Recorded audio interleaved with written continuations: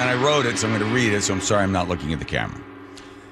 There are truisms in life that cannot be altered, affected, legislated away, protested with handmade signs or homemade bombs. No screaming and no burning can stop these truisms. They are indestructible. We've had them now. You can rage against them all you want, but here they are. Life is unfair. And each individual acts in their own self-interest. Let's start with life being unfair.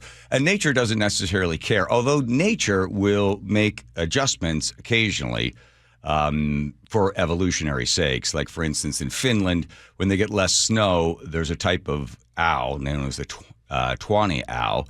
Normally, the feathers are gray and white in order to hide, to camouflage it a little bit. But with less snow, the feathers grow red and brown, so it can hide in the landscape. So in that way, nature does evolve in order to try to level the playing field. But in most cases, nature doesn't really have a hand in any of this.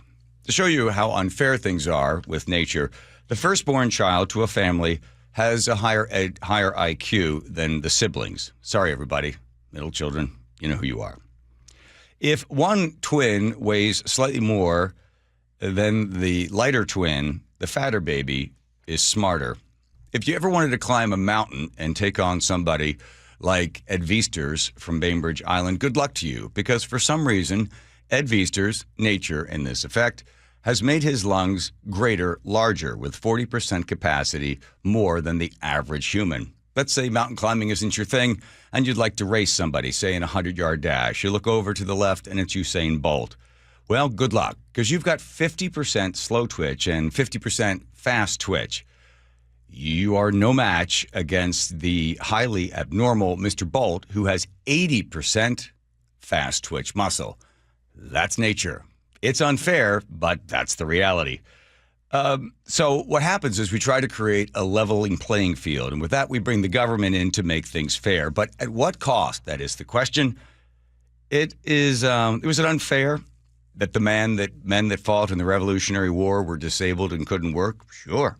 So the government passed a law to give to the injured.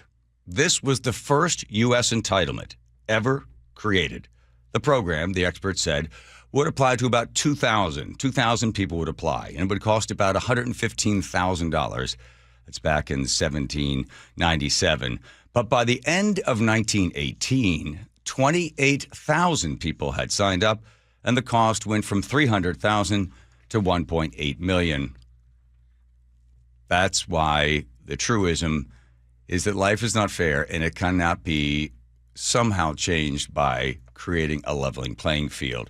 Now, number two, people act in their own self-interest, which leads us back. So lawmakers wanted to keep their jobs, so that's their own self-interest. So they expanded not just the disabled to virtually all Revolutionary War soldiers, including volunteers, militia members, their wives, regardless of disability or income.